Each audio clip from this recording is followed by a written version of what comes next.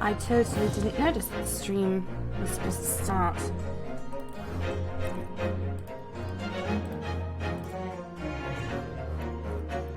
Here we are.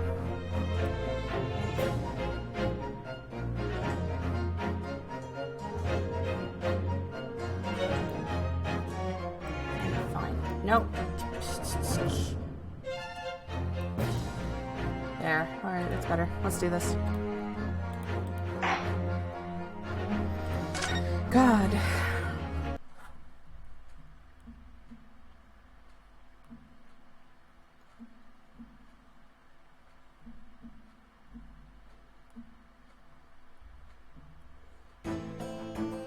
Nice, there she is.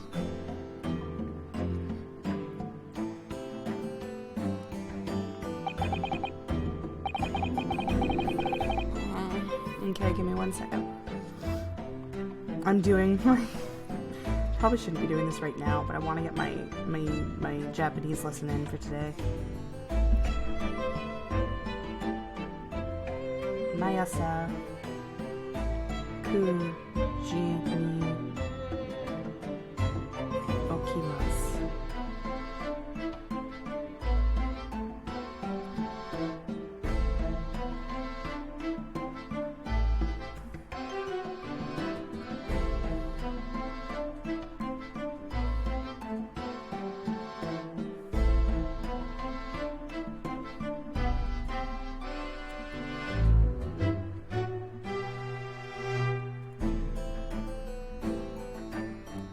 Done.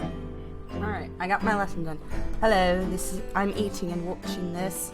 Maria Gori is looking into Mikitoba, so yes he is. Hang on, I forgot to turn on speech chat, because again, I was too busy doing my Japanese lesson.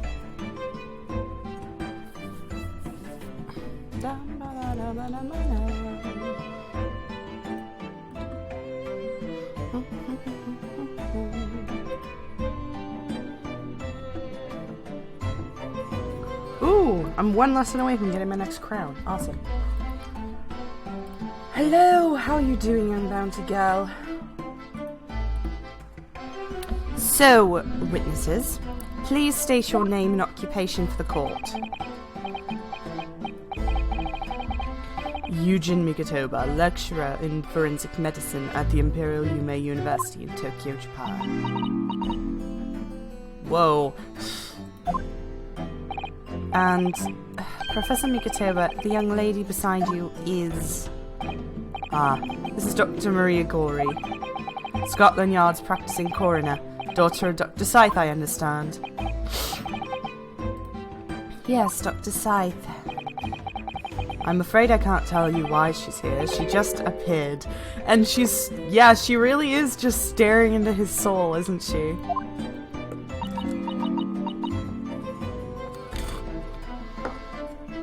Ah!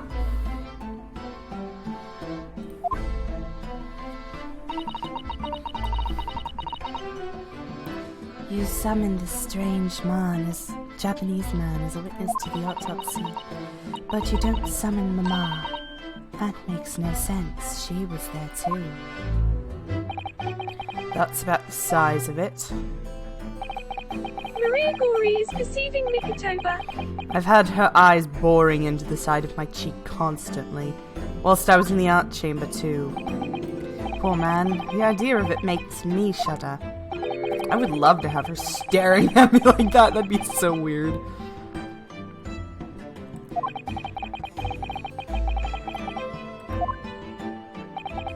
The Ministry of Justice's decision on that is final. Well, we shouldn't want any more perjury to be committed, would we? Ah, what a dick!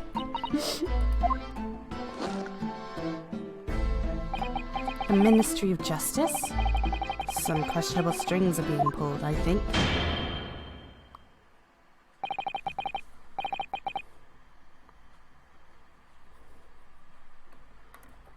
Sorry, I'm rubbing something out of my screen.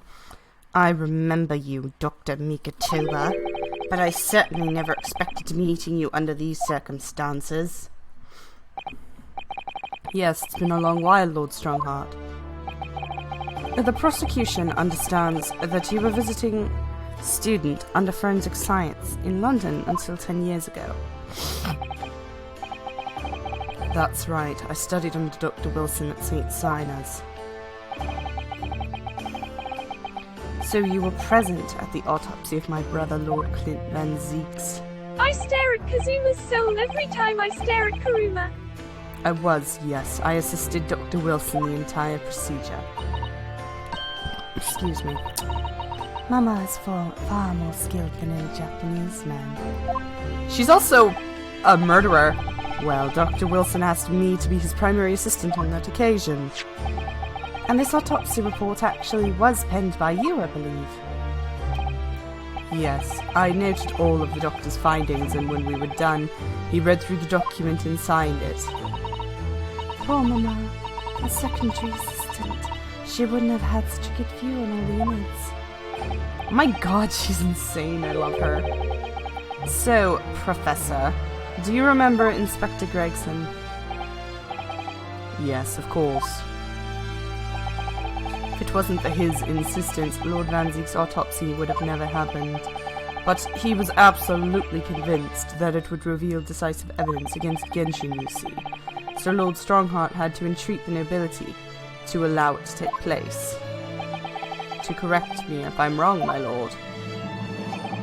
It was as a result of that autopsy that a mass murderer was apprehended and justice was done. But Gregson admitted it before he was killed. He admitted that the results of the autopsy were fabricated.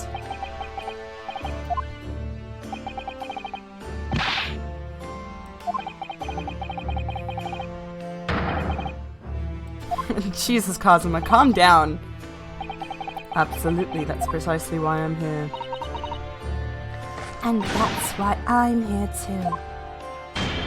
What? You weren't there, lady. You were 6.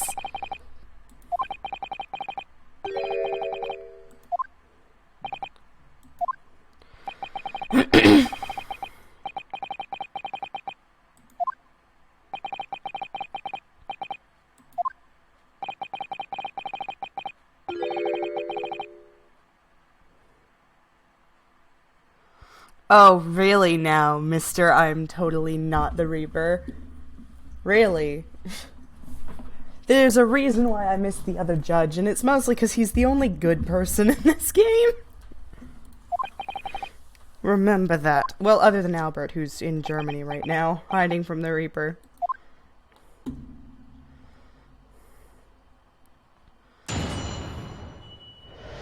Witness testimony, the autopsy of Clint Van Zeeks. From my own observations, I couldn't say there was any indication of an autopsy report being fabricated.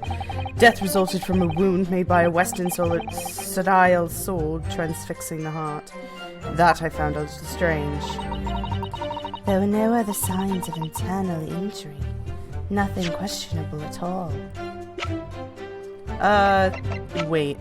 That doesn't sound right.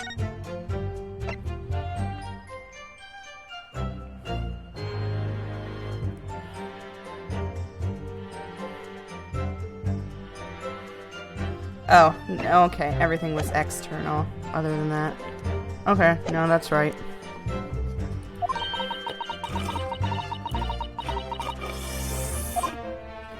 She says, looking up.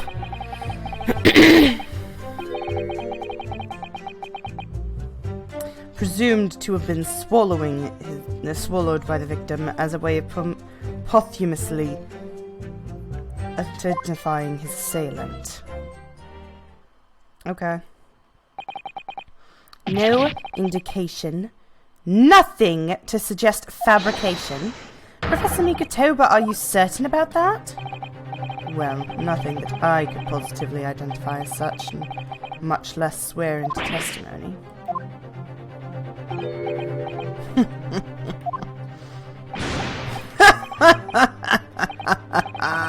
Well, that clears things up nicely. The only fabrication here, Asogi, has come from you. You claim the inspector confessed just before his death, but that is the fabrication. Freely, with the tip of a sword at his throat. The man was clearly at his wit's end. That's not wrong.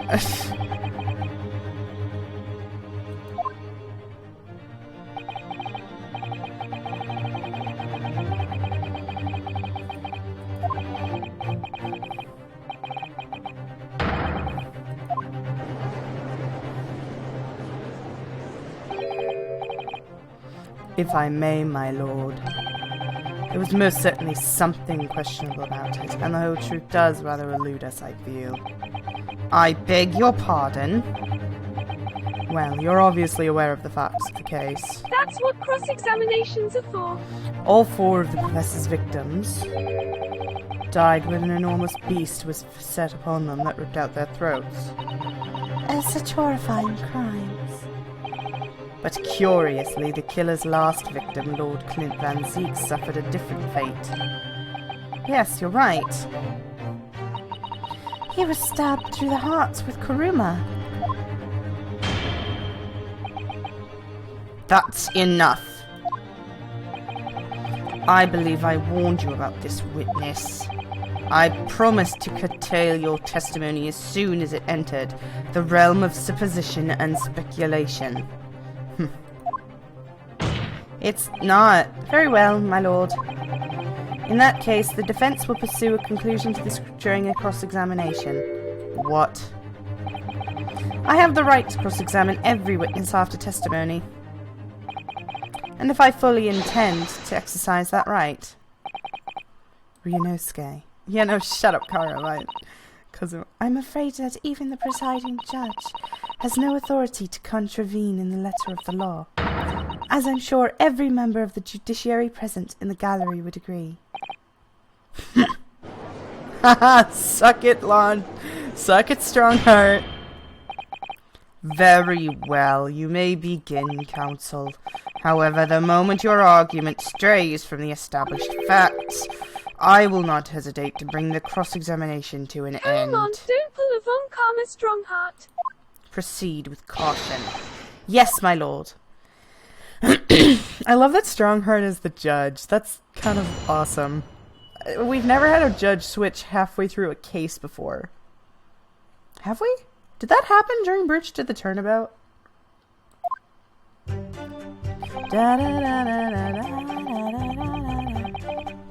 Hold it! Hold it. You couldn't say? No, sadly not.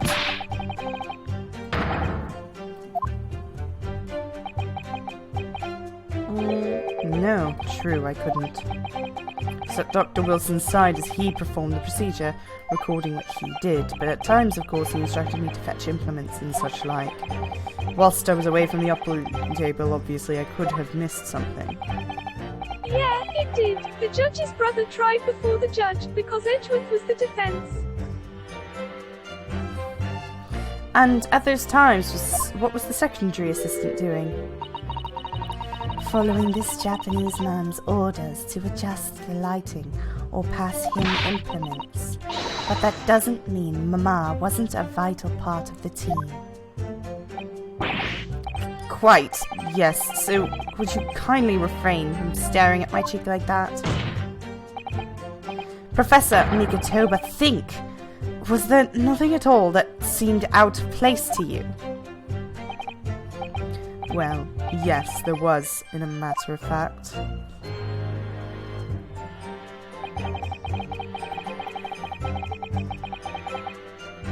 By a Western star. Oh, it couldn't have been Kuruma then. In all the previous 4 killings attributed to the Professor, the victim was killed by an enormous dog, I believe. Throats were, well, mauled? That's really dark. I know it's the Hound of the Baskervilles, but still. Yes, and yet Lord Van Zeek was stabbed. Ah! Do you mean to say you think Lord Van Zeek's may not have been one of the Professor's victims? There is no basis on which to doubt the findings of the investigation carried out at the time. But Genshin Asogi confessed to all his crimes upon his arrest. He admitted to taking the lives of all 5 members of the aristocracy. Yet the beast who used to carry out the killings was never identified. No evidence was found to suggest that Genshin ever kept a dog. A true hound of hell.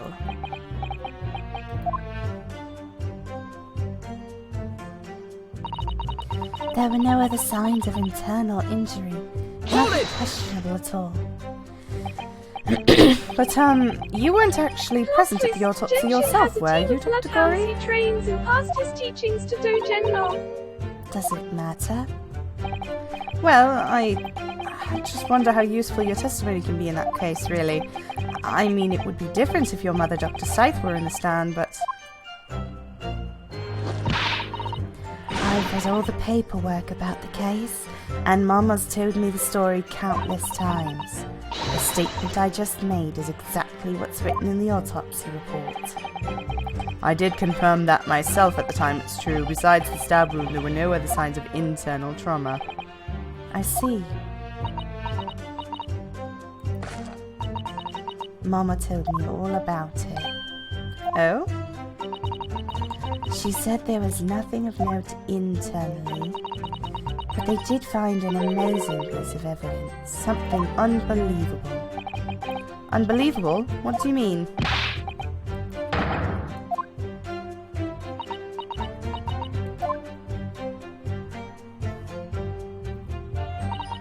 It was just that beautiful but dangerous piece of evidence. Removed from the man's stomach, she says, for looking it up. What exactly was it, though? What does beautiful but dangerous mean?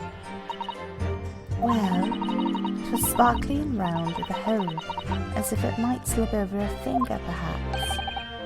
It was a ring belonging to Genshin Asogi. My father's ring? My god, the victim ate a ring. What the hell? I have not seen your ring, but have you checked your ring? And by ring, I mean butthole. Anyways, at the time, Genshin wore a large ring on the digitus quartus of his left hand, the 4th or ring finger. I'd understood it was some sort of keepsake. When my father left Japan 16 years ago, I was 8 years old. That's disgusting. Not going to lie. But I remember that ring. You do? My father's possessions were sent to our family home in Japan after his death, but the ring wasn't among them.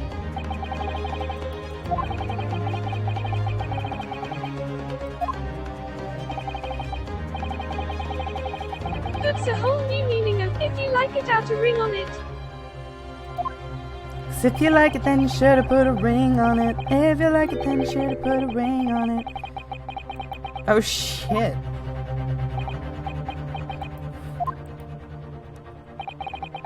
They arrested the man there and then, right before my eyes. How could they? Well, he did murder a person. I brought the lit ring alongside me today. What? Ooh, that'd be pretty. I like it. Here it is. A bit dusty from the years on the stores. Good gracious, yes, that's it. I haven't seen it in 10 long years. And it was found inside the victim's stomach. Yes, I'm afraid so. You hesitated there, Professor Mikatoba. Should we read something into that? Ah, well, it's just that thinking back now. I didn't actually witness the moment it was extracted from the victim's body. Ah! Maria's got the good stuff. So the ring might be forged, is what I'm hearing. Gotcha. Dr. Gori, the removal of this historic evidence from the stores requires my consent, does it not?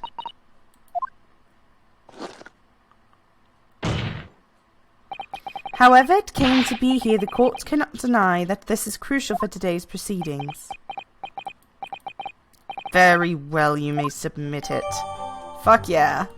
Mr. Asogi's ring, a ring that belonged to Genshin. Asogi found it in Lord Clint Van Zeek's stomach during the autopsy. Claws grasping the gem look sharp enough to cause a very nasty scratch.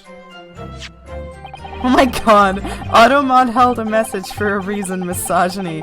Yes, I will allow the word bitch to be in my chat. I love how Twitch sensitive love. We must examine it very carefully, Mr. Naruhodo. Very carefully indeed. Yeah. Hold it! I wanna know how he swallowed the ring.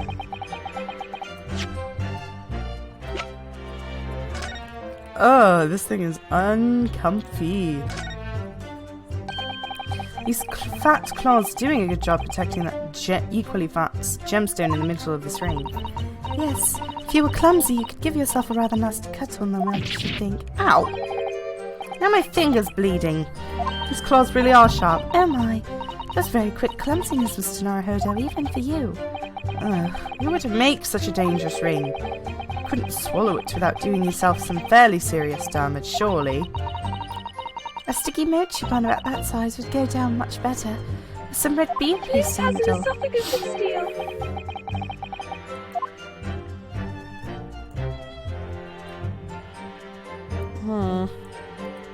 You know, the ring looks like you could twist the gem off. Kinda. Like, if you were to spin it without touching the sharp edges, you could probably get the ring out, get the gem out. I wonder if that's involved in some way. Da da da da, this ring is really weird looking. Why would you wear this thing? It does not serve any purpose at all, don't think it. And it was that decisive piece of evidence that led to Genshin Isugi's arrest. Correct. Hang on.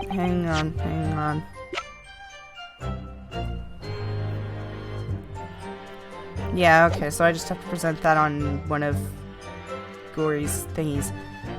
After further investigation by Scotland Yard, the man admitted to his crimes. Shut up, Kazuma. Oh my god, double shut up, Kazuma. Your hatred of me does not change the facts that were established 10 years ago. My brother Clint had closed in on the professor. In the end, he exposed the man and put a stop to his lethal rampage. In the way only a man my brother's caliber could.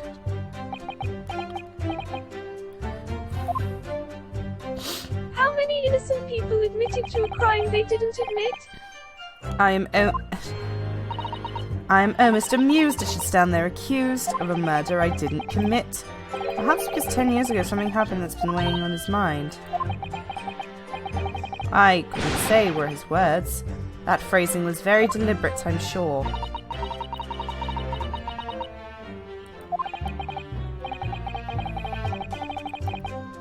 Do-do-do-do.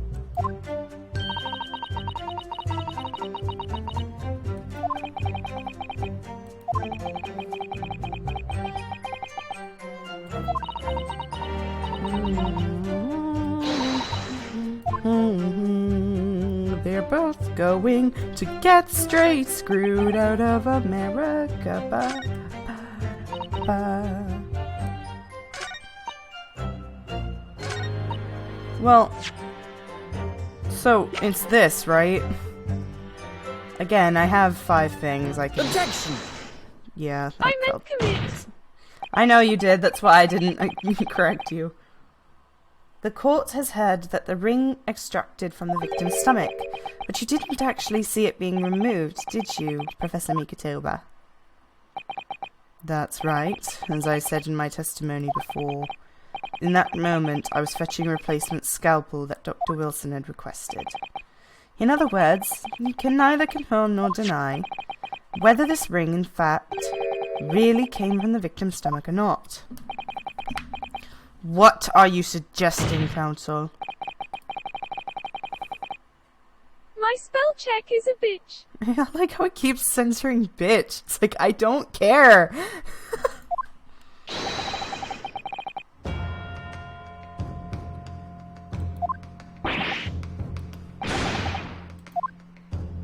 I'm saying that Dr. Wilson stole the frickin' ring. I produced it during the procedure, pretending to have found it there and then on the witness's stomach. Supposition at best. What possible evidence to support? The evidence is right here. That's the autopsy report. It's explicit in that report, Counsel. Other than the ring, nothing unusual is noted internally. That's... The fact that nothing unusual is unusual. To swallow a ring of this size, it would require considerable effort of determination. And, in addition to its size, there are sharp claws around the gemstone to contend with. My brother was a determined man, and on the brink of death even more so, I'm sure.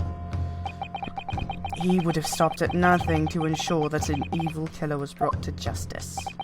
But if he really had swallowed that enormous ring, it's inconceivable that no traces of its passage down the throat would have remained as internal trauma. That's a good point.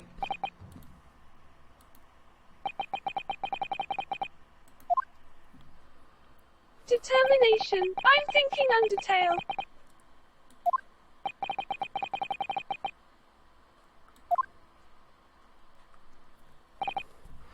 I did.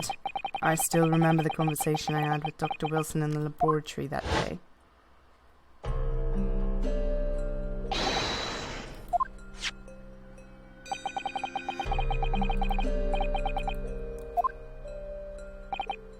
But isn't that rather peculiar, Dr. Wilson?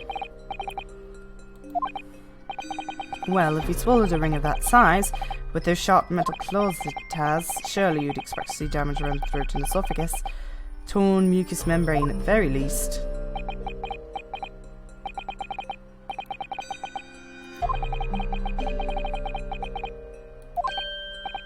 I'm terribly sorry.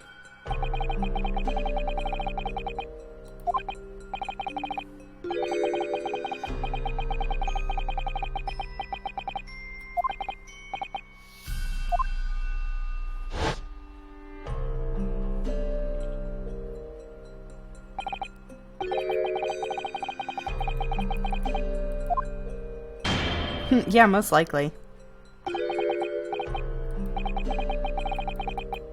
Yeah, there's no actual proof.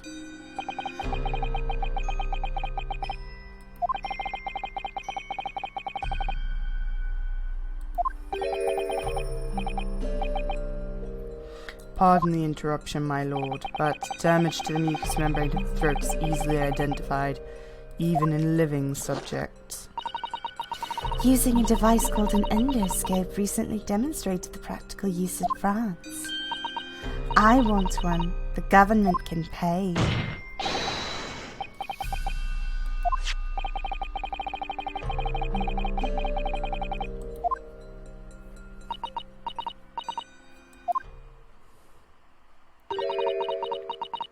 We open up the dead to find the truth.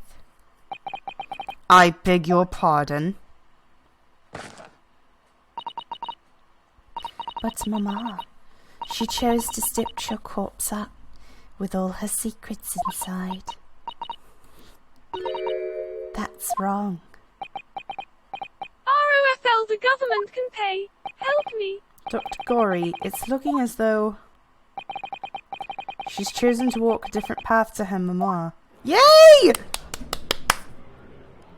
I love her. Break it. Nice. Yes, the ring. What about the ring? I've just remembered something. An earlier incident. What incident? The only one recounted to you before about a memory I have. Another Of wine out of the Shinosugi ass. saving my life. What? My father saved your life? Oh my god, now they're both being racist towards each other. Not being racist, but they are like just hating on each other for no reason. I love it. It was 10 years ago on a foggy night. Genshin and I were walking down some back streets at a late hour. All of a sudden...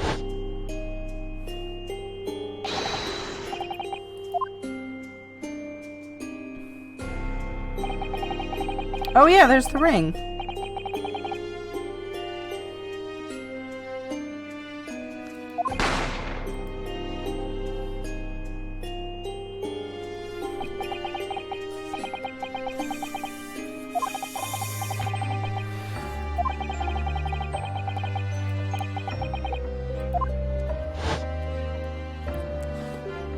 That's why I love the ship.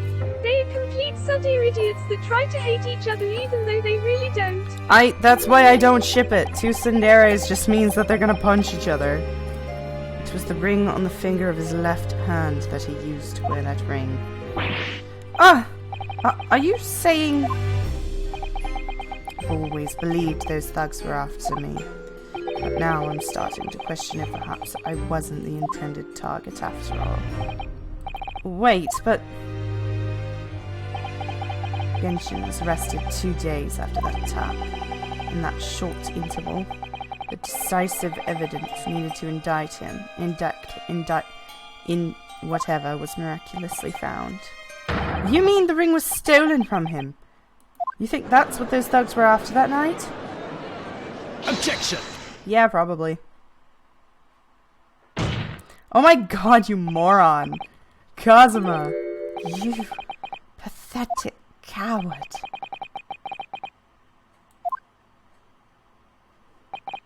What do you mean by that?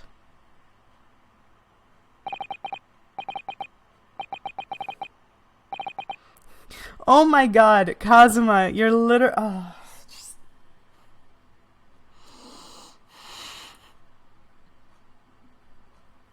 Sorry, I'm laughing my ass off because this motherfucker is the guy who literally 2 days ago during the trial was like, hey evidence, hey evidence, hey evidence, hey evidence, hey evidence, hey evidence, hey evidence. And now he's just spouting conjecture.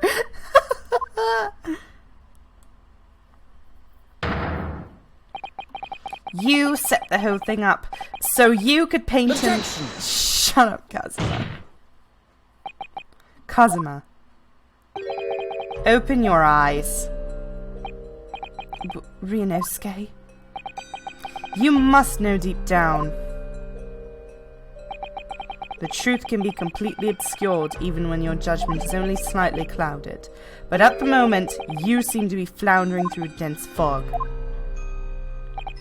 Is that why you're so insistent I should be present in this trial? To see you like this?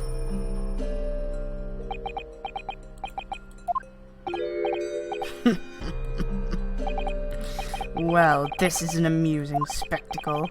What a grandiose expression on your face, as if you were Lady Justice herself.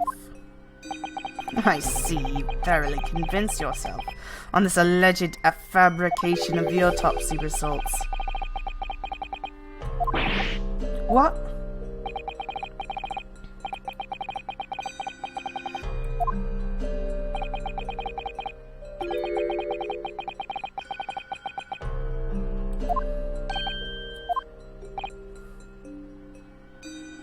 Because he still killed them, it's just he didn't let him swallow the ring.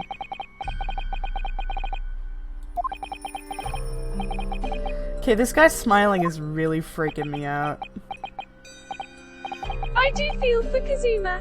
He did really care for Van Zieks and felt betrayed to know he sent his father to the gallows, and now finding out he did care for his father is too much for him. Betrayal hurts, especially when the person you betrayed was supposed to... Except he betrayed... I hate to say it, but Kazuma just assumed Van Zieks betrayed Genshin. There's not been a lick of proof that Genshin was actually betrayed. He's just basing it on speculation, which is the opposite of what he's done throughout the rest of the game. Like, that's why I don't care for Kazuma. Van Zieks? I don't know. Van Zieks' revenge plot is dumb, but I'm willing to accept it only because murder is different from execution in my brain. And if he was murdered and he truly was led to believe, like he was, that Genshin murdered him, it would make sense that he does not like Kazuma because Asogi murdered his brother. But if Van Zieks, like, had the evidence, there's no proof that he's the one who fabricated it. All he's basing it on is you were the prosecutor, therefore you had to give the order to fabricate evidence. But there's no actual proof that someone higher than Van Zieks did it. Yeah, but Kazuma had been lied and manipulated by those that he thought he trusted. Yeah, but that doesn't necessarily mean that Van Zieks did that too. Van Zieks is just kind of a... Van Zieks is kind of the biggest victim here. Because not only was his brother murdered, he sent a potentially innocent man to his death without knowing. The actions of a man who has accepted responsibility for his deeds and resigned to his fate.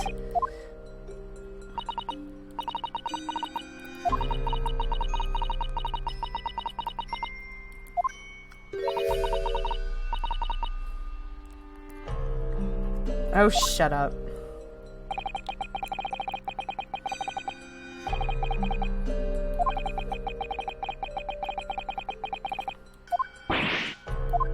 Yeah, true. Like Jidoku was Kazuma's uncle figure, Mikotoba said Genshin was sick, Kazuma's mother died of a broken heart and he has no one to trust but one person.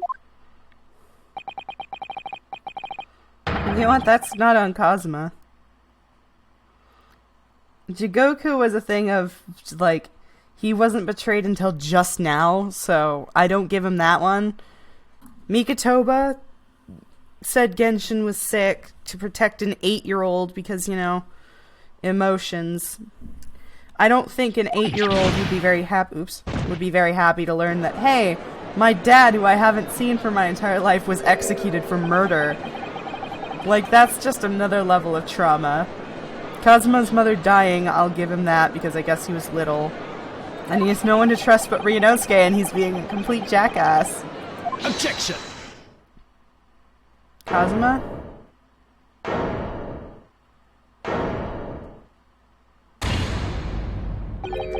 Thank you, Ryunosuke. If it wasn't for your frank words just now, this trial may very well have ended prematurely. Kazuma? What's this latest absurdity, Council? My lord, your reasoning is perfectly sound. But for one giant hole. Kazuma was 14, not 8. Ryunosuke is the only person Kazuma was willing to give up the only time he has to prove his father's innocence.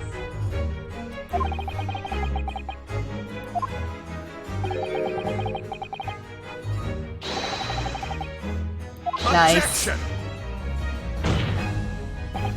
Silence that would lead him to being convicted and sent to his death. That autopsy results was an invention. Whoa, that's a new pose. There is no conceivable reason why the man wouldn't have had Objection! tested. Oh, those results were an invention, alright. There's no question of that.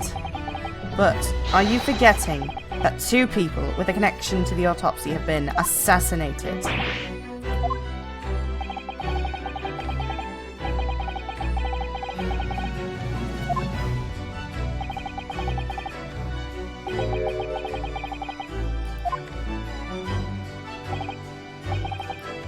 Aww.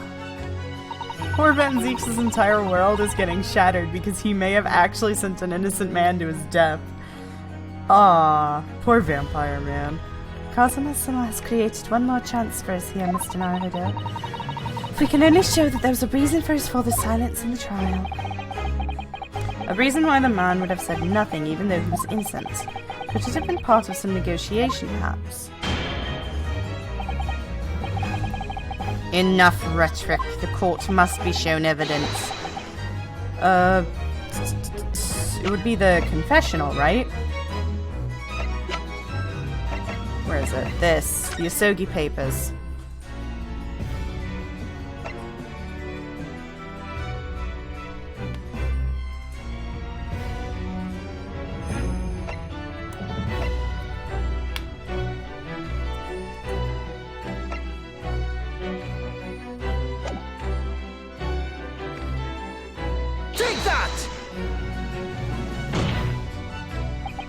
This is the defense's lawyer to that question.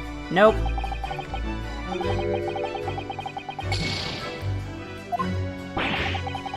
Could have at least accompanied that penalty with an explanation of why that answer was wrong. Kazuma's father knew that the evidence being used to convict him was fabricated. Why would he have said nothing in his trial? If it were me, I'd have protested my innocence until I was blue in the face. Like Mr. Smith goes to Washington. So if we're right about the autopsy results, there must be some strong reason for his silence. Well then perhaps he was saying nothing in exchange for some sort of clemency. Or clemency.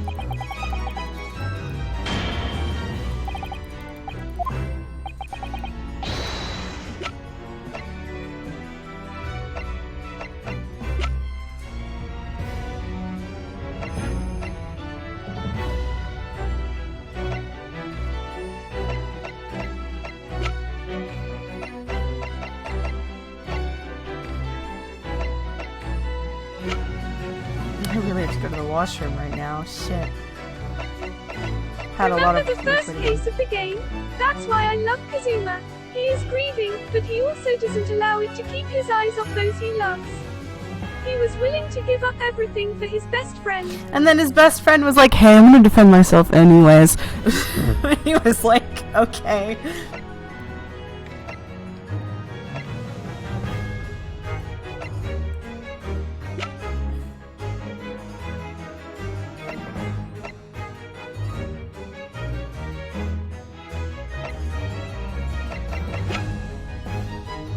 This music is throwing me the hell off. I love it, but it's throwing me off.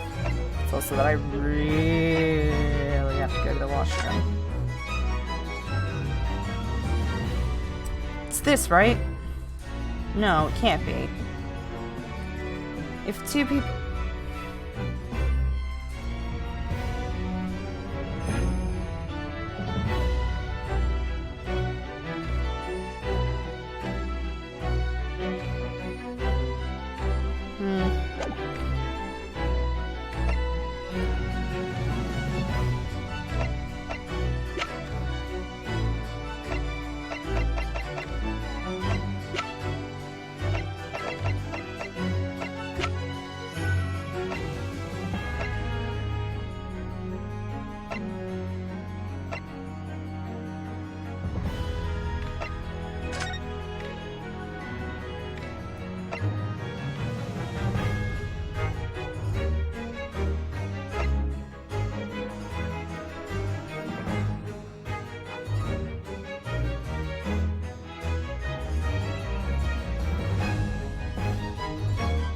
Oh, duh.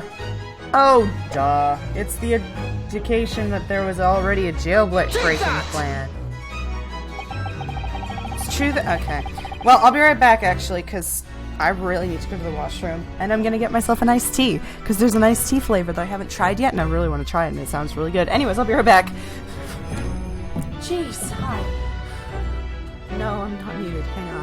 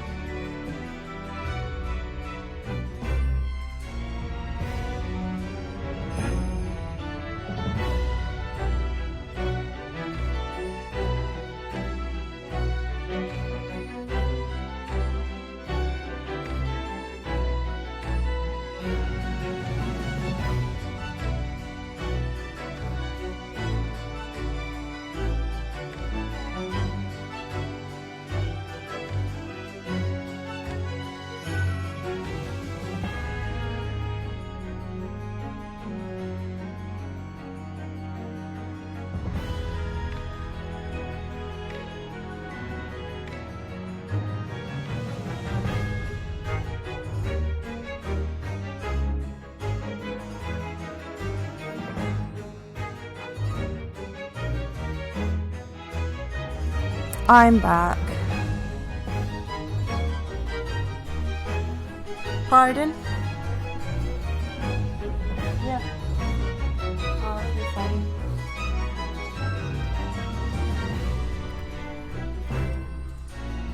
It's true that Genshin Asogi's silence during this trial resulted in his conviction. But that didn't actually lead to his execution, on the contrary. It led to his escape, an escape that's only possible if he'd been sentenced to death. Although I find it hard to believe my father would have negotiated in that way. The defense is correct.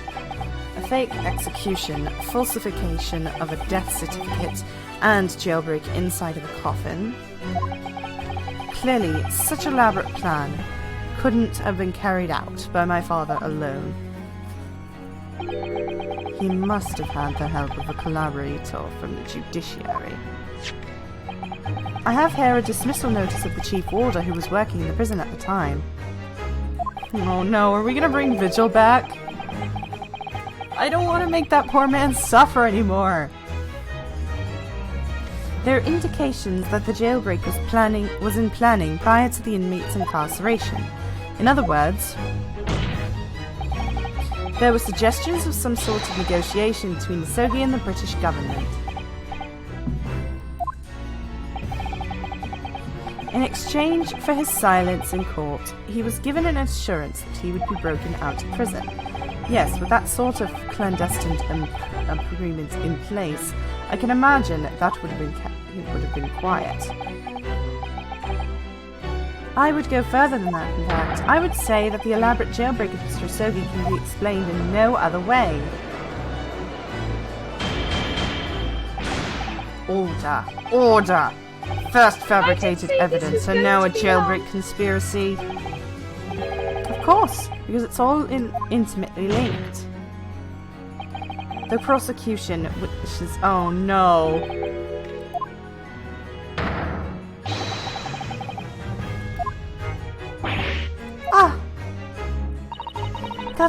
Governor Caden and the poor Chief Warder. Oh no, we are gonna bring back Vigil! And I do see what you mean that Pardon? Kazuma didn't deal with as much trauma as the Rock. You're funny. Maybe it's because I can sometimes let my emotions think the worst of someone I love. I've done things I regret because of it.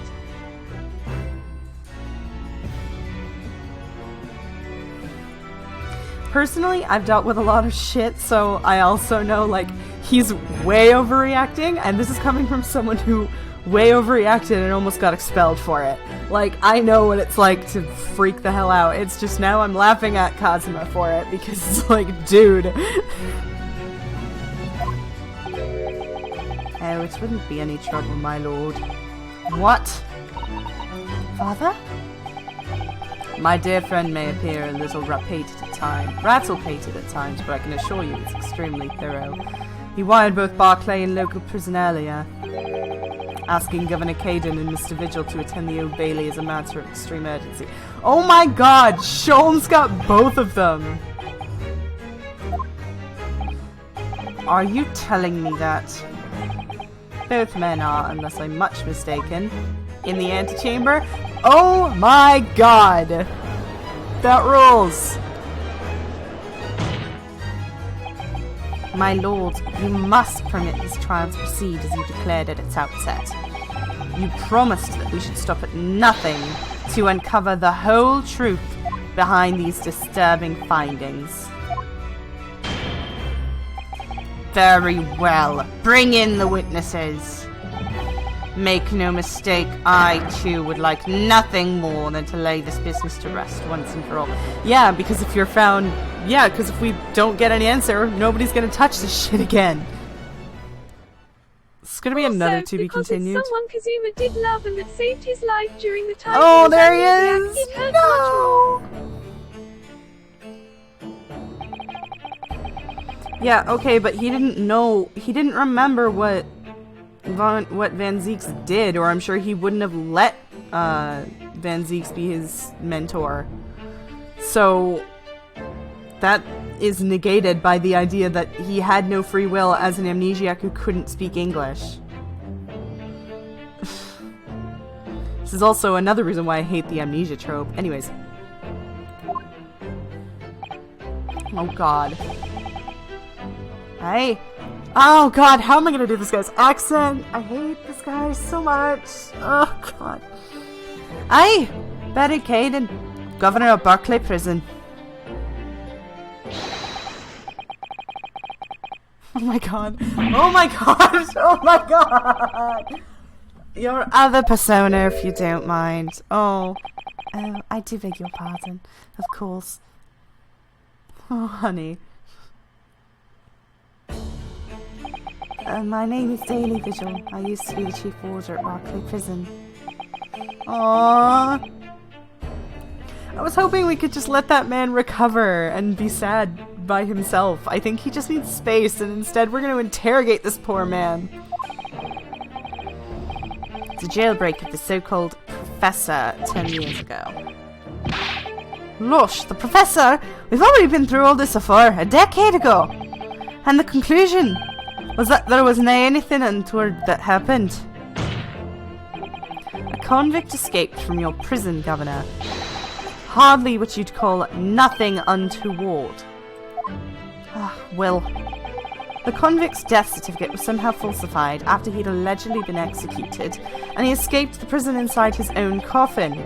A plan of that complexity could never have been carried out without the help of somebody of influence inside the prison. Governor Caden, don't imagine that the passage of time will afford you any protection. If it turns out that you were involved in a plot to break Mr. Asogi out of prison, then of course the consequences will be very serious. In all likelihood, a capital punishment. Oh my god, are you threatening an execution of a governor?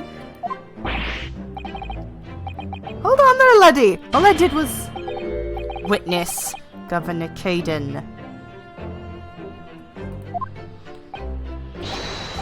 Aye! Aye, sir! You have a critical role to play for the public safety of our country. A great responsibility to shoulder. The significance of your testimony in court cannot be understated. Therefore, think carefully before you speak.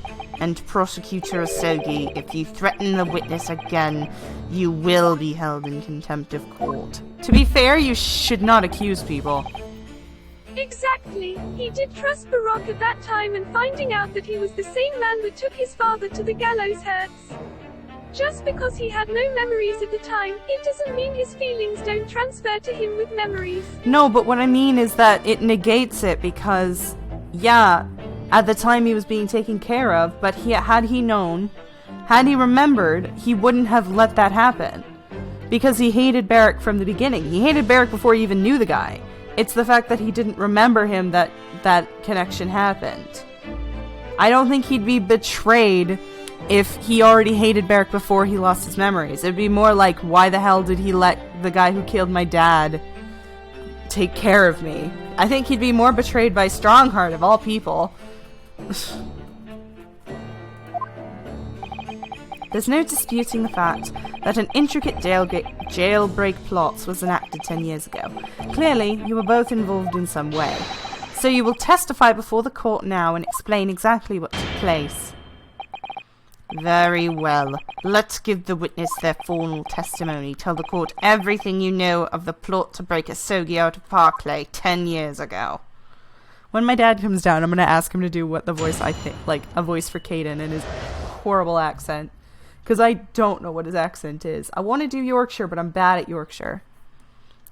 Look at the... I'm sorry, I'm staring at poor Vigil. Poor guy. It's the day the Japanese Chuck was found guilty. The directive came from the prosecutor's office. I was assigned the convict to the chief warder Vigil here, and put the plan into action behind the scenes. I was responsible for Asogi right up until the night of his execution, but I knew nothing of any plot. I didn't ken if there was some negotiation between the convict and the prosecutor's office. All I did was carry out my duty for Her Majesty the Great British Empire.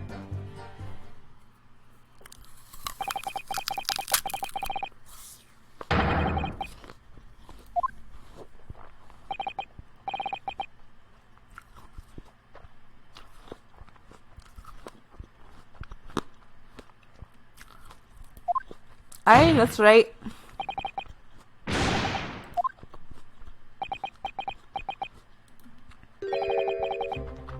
I don't know that you're saying you don't know.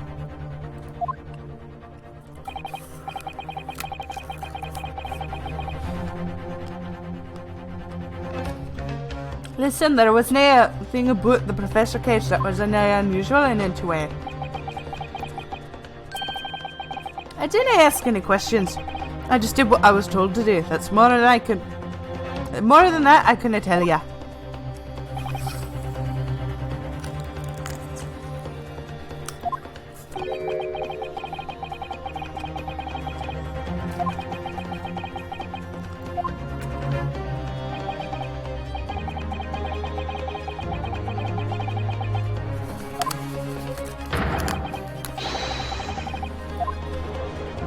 I guess I see your point.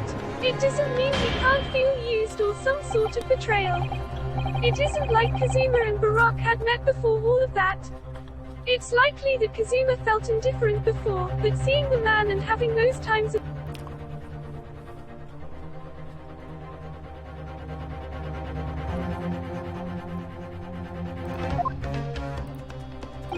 They do when it's in an anime. Or when it's an anime game. Your emotions just don't exist because your memories don't exist. This is why I hate the amnesia plot in anything. I don't do... If amnesia is a part of the plot, I don't touch it. Ever. Unless the amnesia is something else. Like, okay.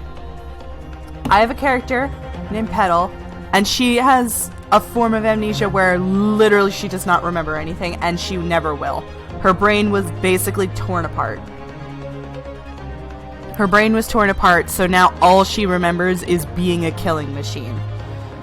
And her brother. And that's only because her brother was made into a killing machine at the same time. And he still has memories she doesn't. So he can figure things out, but she is stuck moving forward. Hi, Dad! Hi, daughter!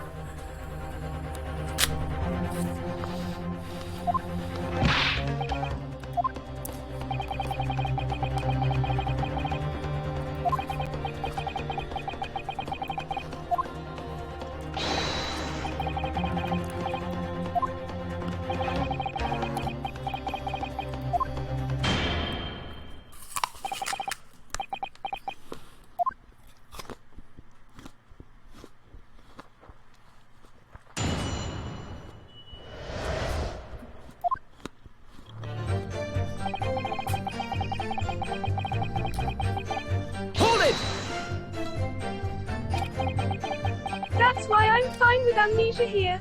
Kazuma's feelings and memories from his anesthetic state transfers to his current state.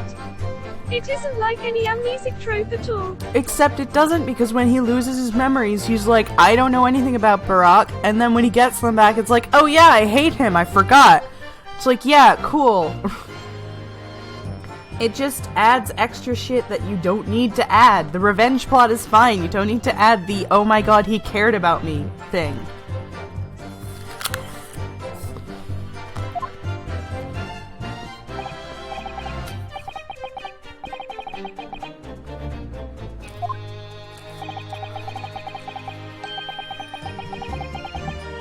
I don't want to start an argument about this, it's just I don't like Kazuma in any way. He's boring. Oops, I opened up Word. To me, Kazuma is just a boring reskin of Edgeworth, and I don't need another Edgeworth. I have Edgeworth, and he's great.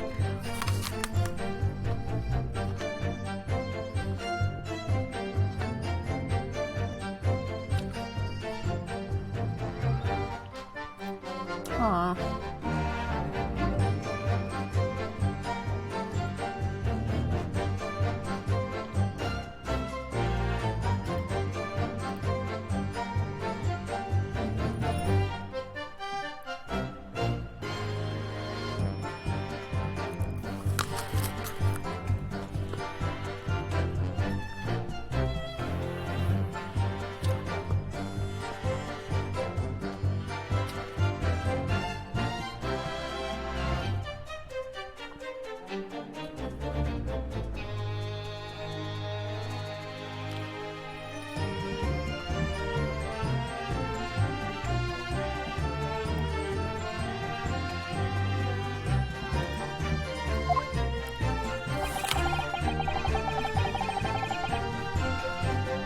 I'm gonna keep this on the screen for a bit so that my dad can voice this so I know what the accent he would give it to.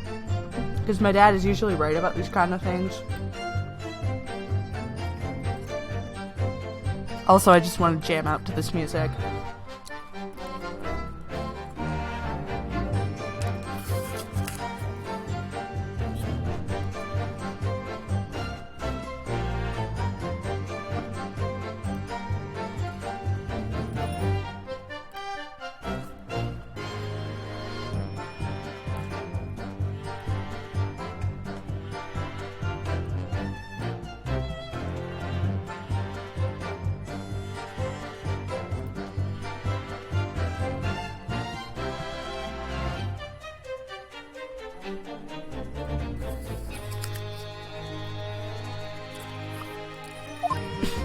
Oops. No! Damn it.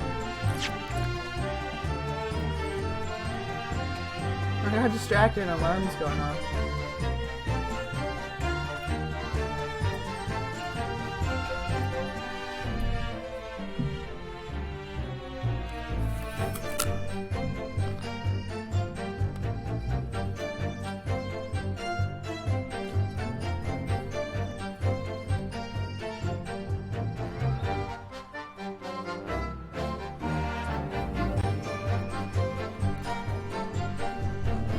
Hey Dad, can I ask you to do a line for me?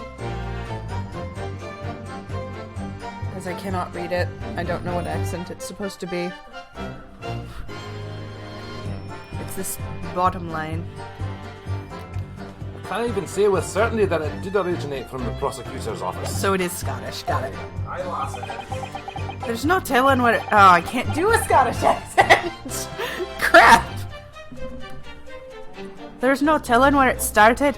There's a fair chance it came from higher up the ladder. I'm getting better, but I'm not very good yet. I cannot give you any indication of who was behind it. You can't be serious. All we can say for sure is that an order must have come from somebody of authority, I suppose.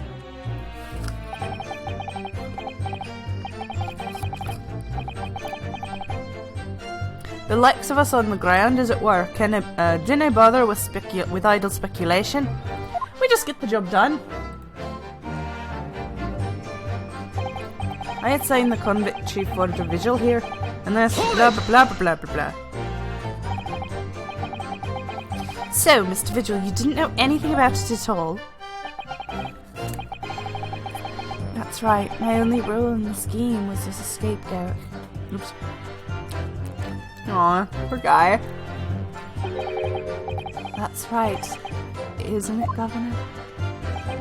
Aww. Some poor beggar had to take the rap for it. I can't... Oh, I actually feel so bad for him.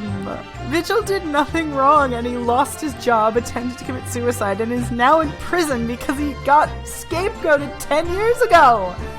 Oh my god! He's like this is a sad man. Alright then, who else did know about the plan? I've no the first idea, laddie. My part in the whole business was basically just dealing with the aftermath. But I wouldn't be surprised if there was other folk in prison service who'd been given similar orders.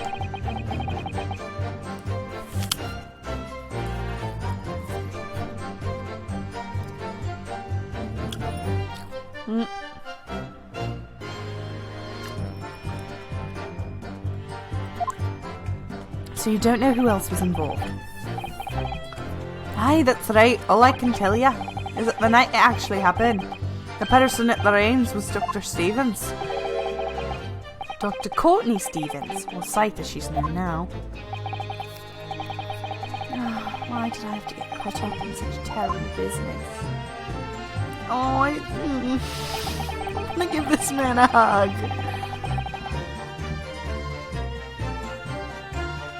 I was responsible for Asogi right up to the night of his execution, but Hold it! I knew nothing of the plot.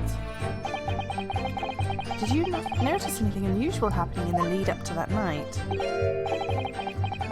Oh, everything was unusual, exception after exception. After all, it was the professor. The man had terrorized the country as never before with his crimes. In order to hide his identity, he was forced to wear an iron mask over his head. Hideous treatment. The fellow was surprisingly docile for someone who'd taken the lives of 5 country nobles. Excuse me.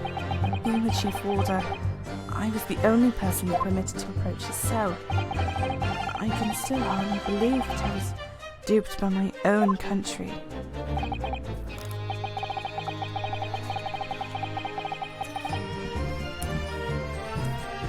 I believe you jumped from the governor's window when the jailbreak was blamed on you, didn't you?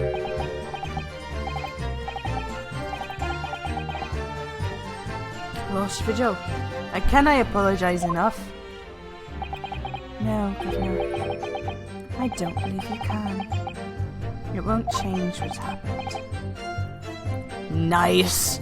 He deserves that. What else can you tell us about the governors? About the situation, Governor Caden?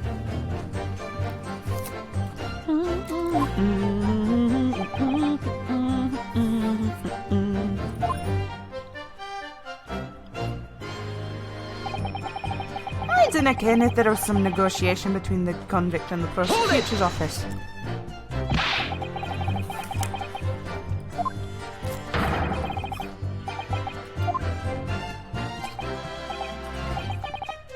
Aye, well, be that as it may, I dinna ken nothing about it.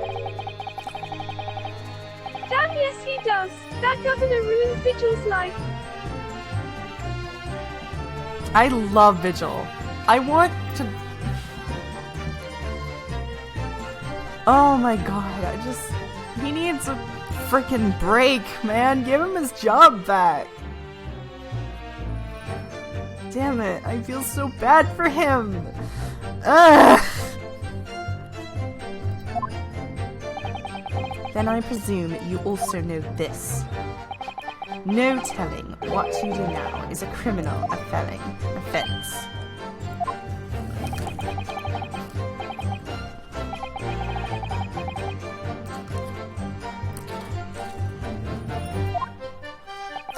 A man who is still killed illegally, even if he was a condemned criminal, you may well be complicit in murder, Governor. So that's what it's to be, is it? Even with threat of conviction, you won't break your silence. Probably because the person who's got the gun loaded on him. All I did was carry out my duty for Her Majesty the Great British Empire. Did you carry out the plan in its entirety? Aye, I did everything I could at the time. As you know, Genshin Ashogi was shot dead in Lowgate Prison after the escape. Tell me, was that part of the plan too? My instructions were to do with getting the joke out of the jail and nothing more. I cannot tell you anything about what happened after that. Only, personally, I believe his death was the last part of the plan. Whoa! Whoa! Excuse me. Are you okay, buddy? Vigil! Mr. Vigil, are you going? I'm going. Goodbye, friend. Father. You're not... I mean, you are my friend, but you're my dad, so... Yes. Right. So, you still up when I get home? Yes.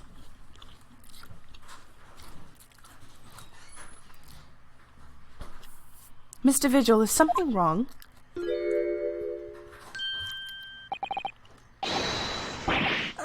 Yes, sir. What can I do for you, sir? He can be both. Hi, 34. How you doing? You saluting now? What is it? Some sort of Barclay conviction?